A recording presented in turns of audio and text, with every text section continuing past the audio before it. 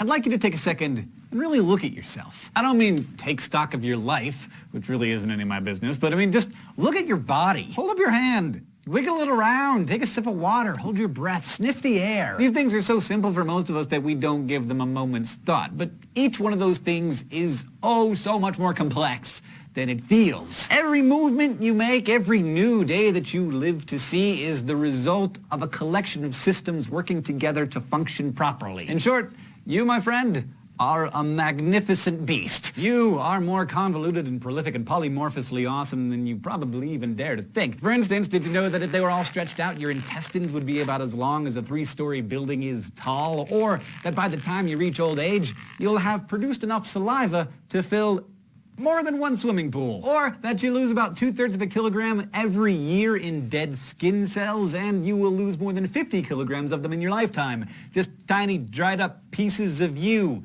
drifting around your house and settling on your bookshelves, feeding entire colonies of dust mites.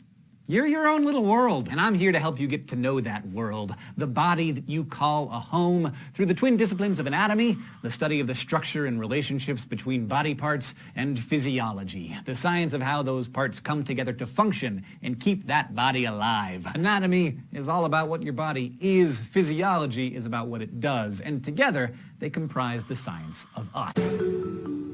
We've come to understand the living body by studying a lot of dead ones, and for a long time we did this mostly in secret. For centuries, the dissection of human bodies was very taboo in many societies, and as a result, the study of anatomy has followed a long and slow and often creepy road. The 2nd century Greek physician Galen gleaned what he could about the human form by performing vivisections on pigs. Da Vinci poked around in dead bodies while sketching his beautifully detailed anatomical drawings until the Pope made him stop. It wasn't until the 17th and 18th centuries that certified anatomists were allowed to perform tightly regulated human dissections, and they were so popular that they were often public events with admission fees attended by the likes of Michelangelo and Rembrandt. The study of human anatomy became such a craze in Europe that grave robbing became a lucrative, if not legal, occupation until 1832, when Britain passed the Anatomy Act, which provided students with plentiful corpses in the form of executed murderers. Today, students of anatomy and physiology still use educational cadavers to learn in person and hands-on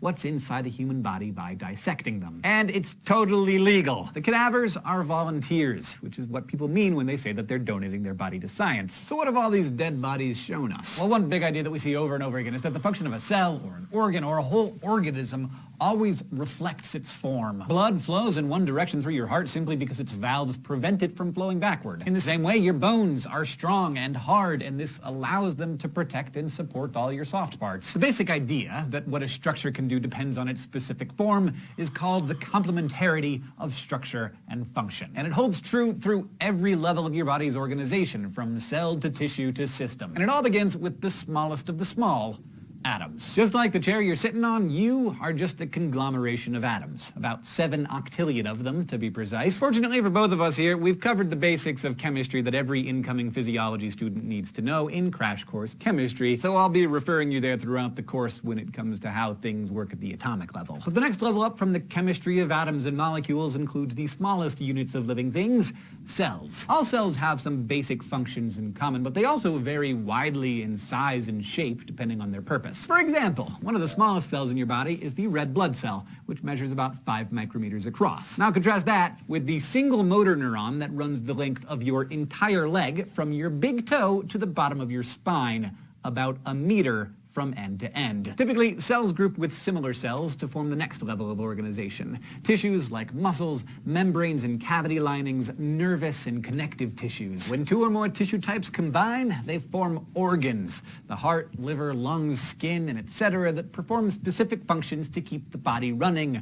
Organs work together and combine to get things done, forming organ systems. It's how, like, the liver and stomach and intestines of your digestive system all unite to take that burrito from plate to pooper. And finally, all those previous levels combine to form the highest level of organization, the body itself. Me and you and your dog, we're all glorious, complete organisms made from the precise organization of trillions of cells in nearly constant activity. This ability of all living systems to maintain stable internal conditions no matter what changes are occurring outside the body is called homeostasis, and it's another major unifying theme in anatomy and physiology. Your survival is all about maintaining balance of both materials and energy. You need the right amount of blood, water, nutrients, and oxygen to create and disperse energy, as well as the perfect body temperature, the right blood pressure, the efficient movement of waste through your body. All that needs to stay balanced. And by your survival depending on it, I mean that everyone's ultimate cause of death is the extreme and irreversible loss of homeostasis. Organ failure, hypothermia, suffocation, starvation, dehydration, they all lead to the same end by throwing off your internal balances that allow your body to keep processing energy. Take an extreme and sudden case. Your arm pops off. If nothing is done quickly to treat such a severe wound, you would bleed to death, right? But what does that really mean? What's going to happen? How do I die? Well, that arterial wound, if left untreated, will cause a drastic drop in blood pressure that in turn will prevent the delivery of oxygen throughout the body. So the real result of such an injury, the actual cause of death, is the loss of homeostasis. I mean, you can live a full and healthy life without an arm, but you can't live without blood pressure, because without blood, your cells don't get oxygen, and without oxygen, they can't process energy, and you die.